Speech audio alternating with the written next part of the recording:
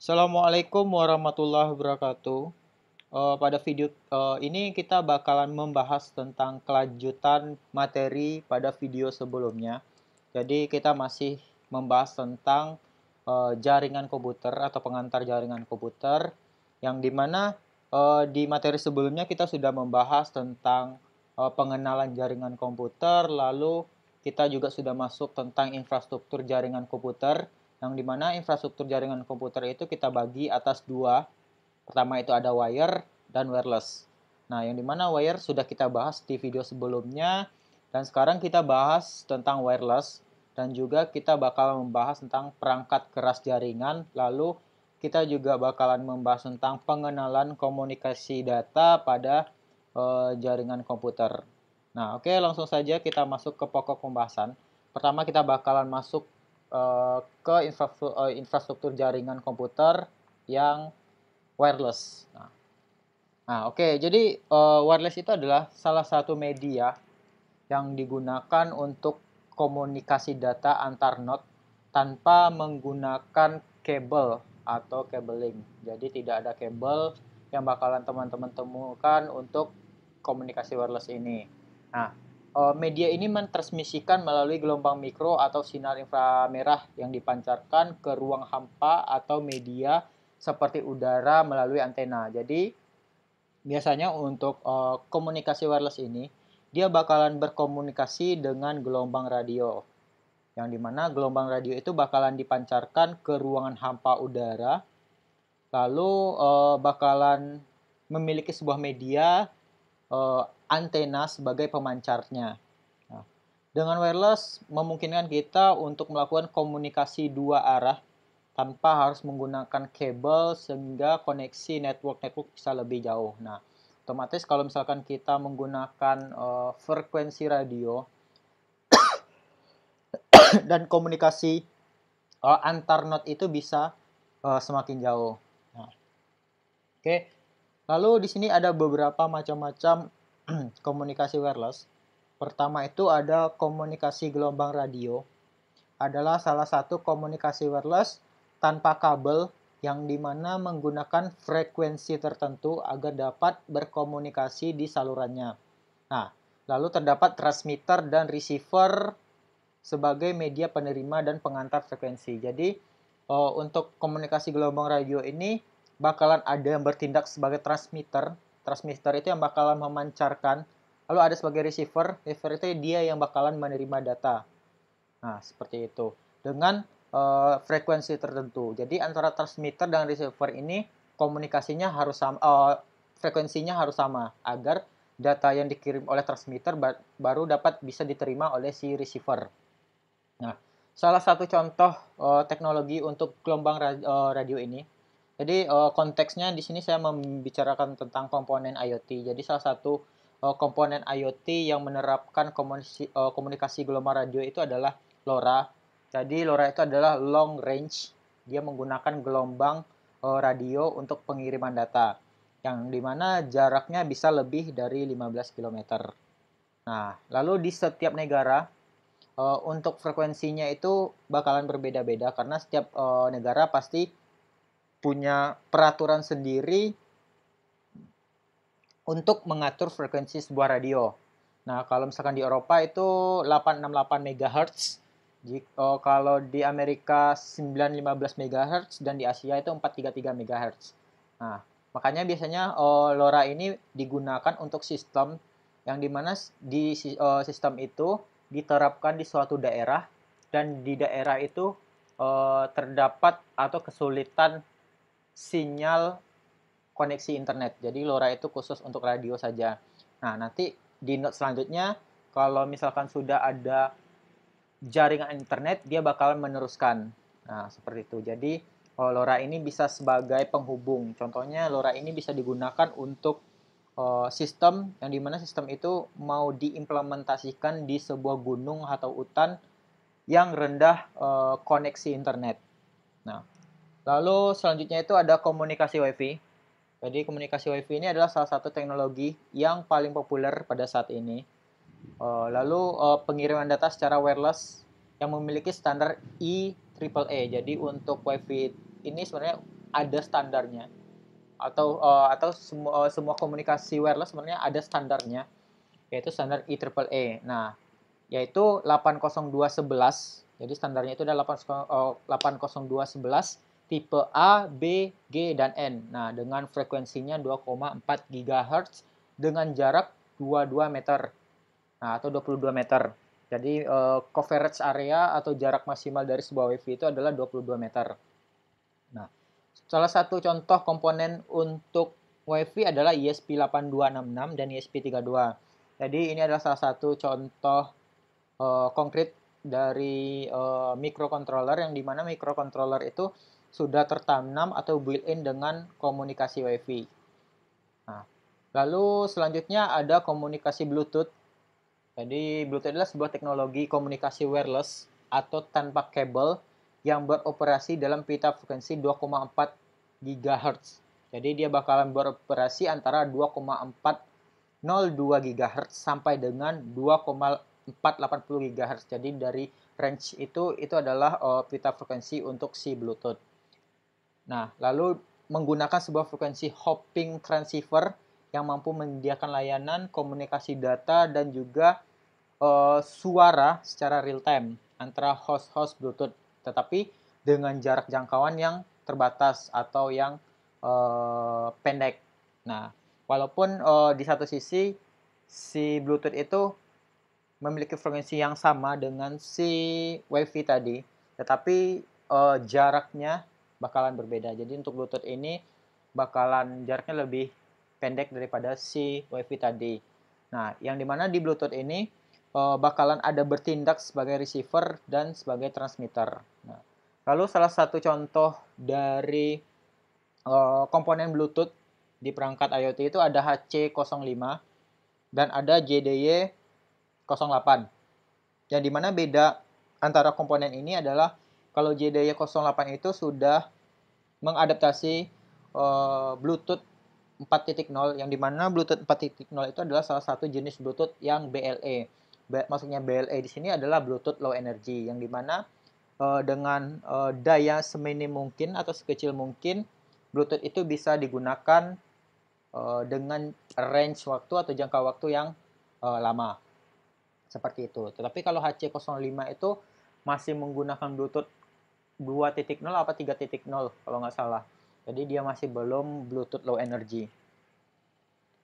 Lalu ini ada perbedaan antara si Bluetooth tadi dengan WiFi. Pertama itu ada dari bandwidth. Kalau WiFi itu tentunya bandwidthnya lebih tinggi daripada si Bluetooth. Yang dimana lalu kedua, kebutuhan perangkat keras.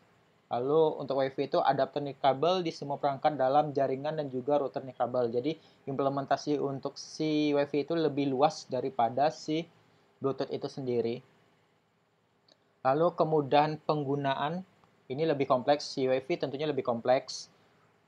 Lalu kalau Bluetooth cukup mudah digunakan dan menghubungkan perangkat juga lebih mudah.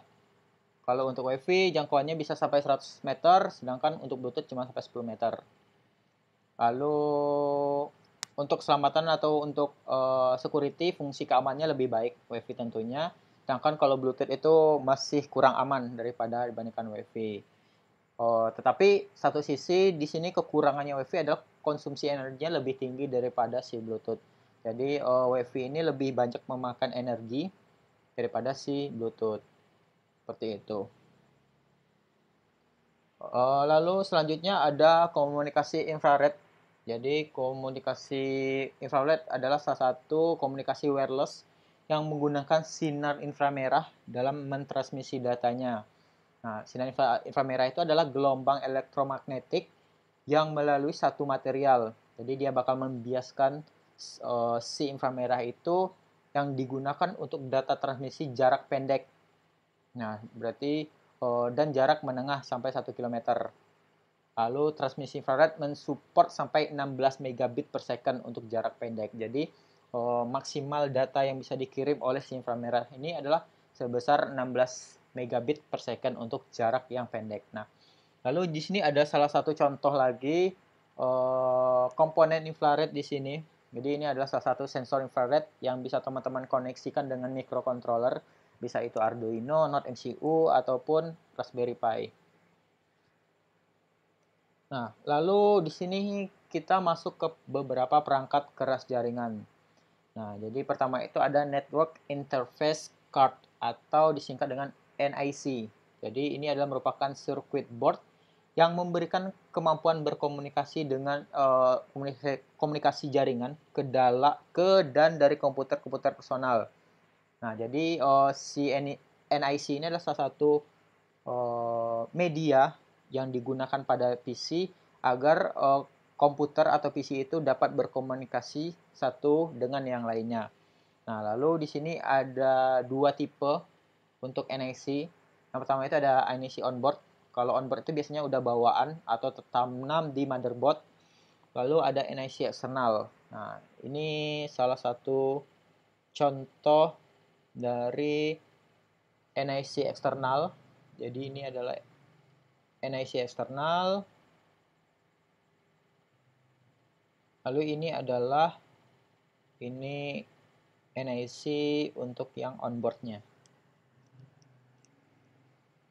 Lalu next ada modem di sini. Mungkin untuk teman-teman semua sudah familiar dengan namanya modem. Tadi modem itu adalah salah satu media yang digunakan untuk berkomunikasi dua arah, yang dimana biasanya modem ini menggunakan jaringan seluler agar teman-teman bisa menggunakan fasilitas internet ataupun berkomunikasi dengan satu komputer dengan komputer yang lain.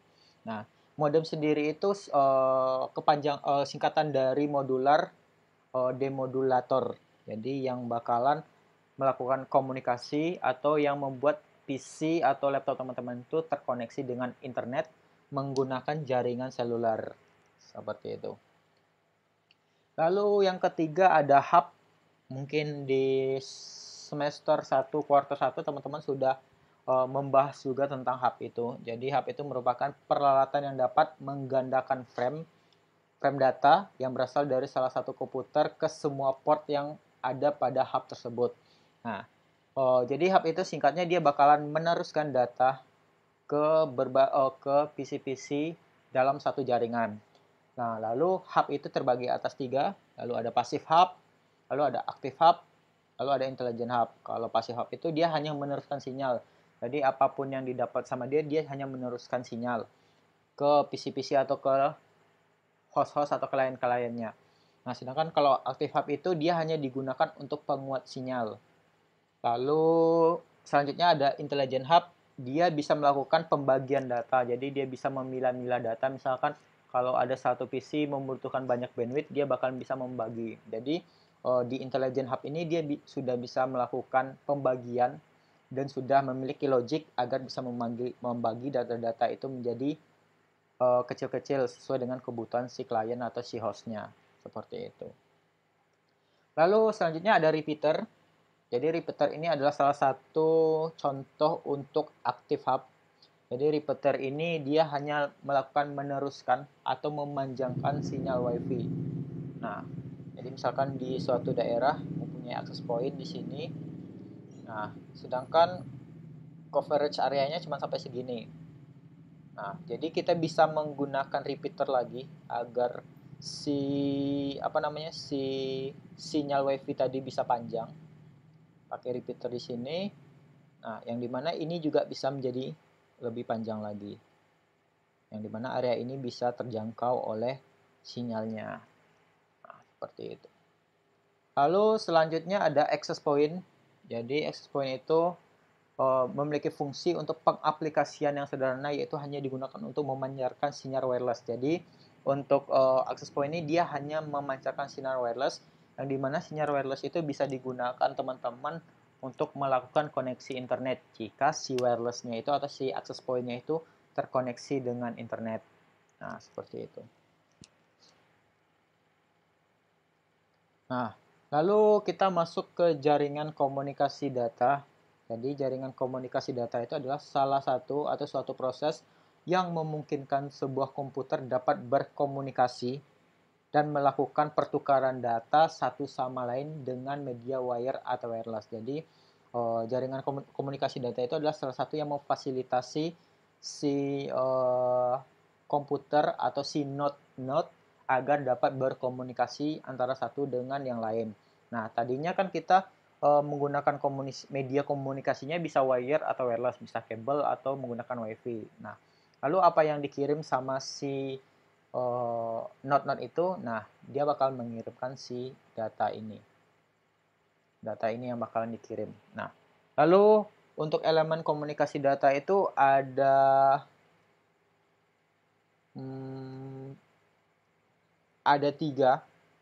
Ada tiga. Pertama itu ada sumber data. Sumber adalah pihak yang mengirimkan informasi, misalnya pesawat telepon atau telex, terminal, dan lain-lain. Jadi, si sumber data itu dia adalah yang mengirimkan informasi. Kalau misalkan di sistem, misalkan dia yang menjadi transmitter, dia yang bakalan menyediakan layanan untuk pengiriman data. Atau misalkan kalau kita sebutnya dia adalah si servernya. Nah, lalu contohnya ada pulsa listrik atau gelombang elektromagnet. Yang dimana gelombang elektromagnet itu biasanya dipancarkan oleh gelombang-gelombang radio. Lalu yang kedua ada media transmisi. Jadi media transmisi itu adalah suatu proses yang pengiriman data dari suatu sumber ke penerima data. Jadi media transmisi itu bisa wireless, bisa wire, bisa WiFi, atau bisa cabling. Nah, lalu ada beberapa hal yang menyangkut transmisi data yang harus kita perhatikan. Pertama itu media transmisi. Misalkan teman-teman mau bikin sistem, yang harus dipikirkan adalah media transmisinya apa. Misalkan untuk cangkupannya itu cukup menggunakan wire atau cabling, ya udah kita pakai cabling saja. Tapi kalau emang dibutuhkan sistemnya itu menggunakan wireless, ya udah kita pakai si wireless tadi. Lalu kapasitas channel transmisi. Misalkan teman-teman butuh sebuah sistem yang dimana sistem itu dapat berkomunikasi secara wireless, tetapi dengan data yang tidak terlalu kecil, tetapi dengan range atau jarak yang jauh. Nah, salah satu opsinya teman-teman bisa menggunakan frekuensi radio untuk komunikasinya.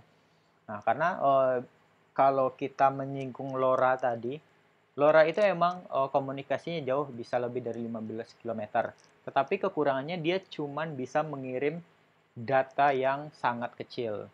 Kira-kira 1 mega atau sampai 2 megaan saja, tidak terlalu besar. Nah, jadi data-data sensor atau nilai-nilai sensor yang tidak terlalu besar dapat dikirim dengan jarak atau range yang jauh.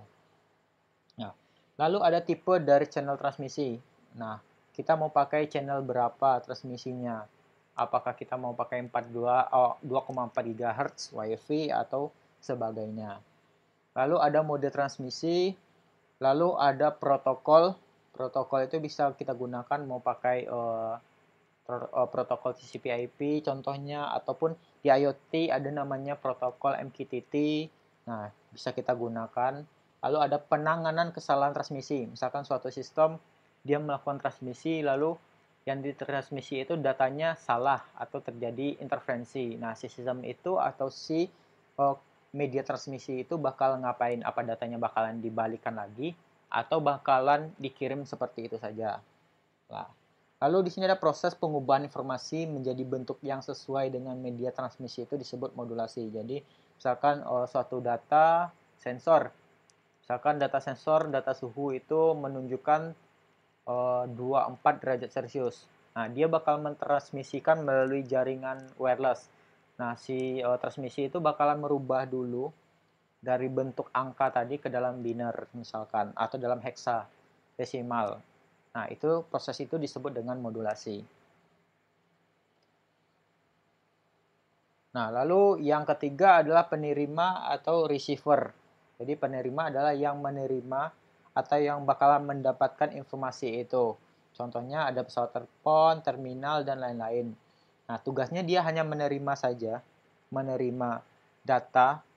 Kalau sudah data itu diterima, dia bakal mau ngapain, atau datanya bakalan ditampilkan, atau datanya itu bakalan dikirim lagi ke server atau ke sistem yang lain.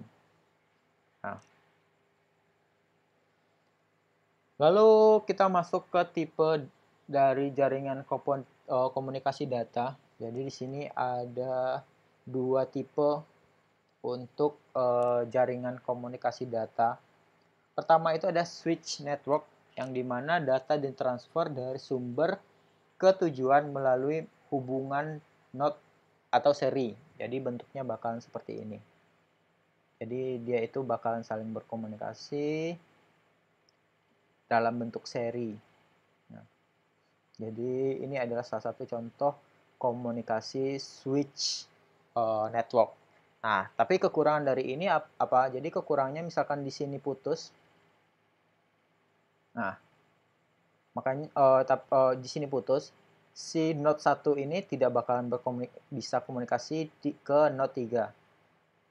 Nah, tidak bakal bisa berkomunikasi di node 3. Tetapi kelebihannya adalah untuk instalasinya cukup mudah untuk pemasangan dan cost biaya yang dikeluarkan juga tidak terlalu banyak. Nah, lalu sini untuk switch network itu terbagi atas dua. Pertama itu ada circuit switch network, yaitu arah komunikasi diwujudkan antara dua stasiun melalui jaringan node. Nah, contohnya ini. Ini menggunakan stasiun, dua stasiun dan dia melalui node 2. Nah, contohnya adalah jaringan telepon. Lalu ada package switch network, data dikirim dalam serangkaian potongan-potongan kecil yang dinamakan paket. Nah, dia paket melewati jaringan dari node sepanjang jalur menghubungkan sumber ke tempat tujuan. Contohnya komunikasi terminal ke komputer dan komputer ke komputer. Nah, bedanya antara circuit switch network dan packet switch network, kalau circuit switch network dia bakal mengirimkan data utuh.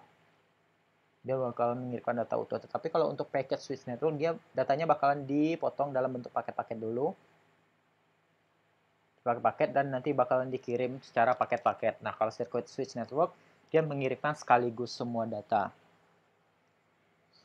Nah, lalu yang kedua ada broadcast network. Terdapat transmitter dan receiver yang berkomunikasi melalui medium yang disebar oleh stasiun-stasiun lain. Nah, jadi contoh gambarnya seperti ini. Ini adalah broadcast network yang dimana di sini bakal menjadi transmitternya adalah si merah ini. Dan yang hijau ini adalah si receivernya. Nah, bentuk arsitekturnya dia bakal membroadcast semua data ke si receivernya secara paralel. Nah, bedanya kalau switch dia seri, kalau yang broadcast network dia bakalan melakukan secara paralel. Oke, selanjutnya kita bakalan masuk ke arsitektur komunikasi komputer. Nah, jadi ada beberapa hal yang harus kita perhatikan untuk komunikasi antar komputer. Pertama itu adalah protokol. Jadi protokol itu adalah sebuah entity yang dimana entity itu dibangun untuk pertukaran data antara dua entity. Jadi singkat protokol itu adalah cara atau ketentuan yang digunakan sebuah sistem atau sebuah jaringan untuk komunikasi antar komputer. Nah, jadi entity itu adalah sesuatu yang mampu mengirim atau menerima informasi. Jadi antara node 1 dengan node 2 itu adalah salah satu entity, atau antara transceiver dengan receiver itu adalah satu entity. Nah, lalu di sini ada beberapa elemen kunci untuk si protokol itu. Pertama itu ada sintaks. Sintaks itu termasuk hal seperti format data dan level sinyal. Jadi datanya bakalan dikirim atau seperti apa, mau dikirim seperti apa, lalu datanya itu bakalan dikirim secara paket-paket atau secara langsung atau secara switch. Lalu level sinyalnya bakalan berjalan di frekuensi berapa. Nah, itu adalah elemen untuk sintaksnya. Lalu semantics adalah termasuk kontrol informasi untuk koordinasi dan mengatasi error. Nah, jadi misalkan di satu jaringan atau suatu komunikasi data terjadi error pada saat pengiriman, si sistem itu bakalan ngapain?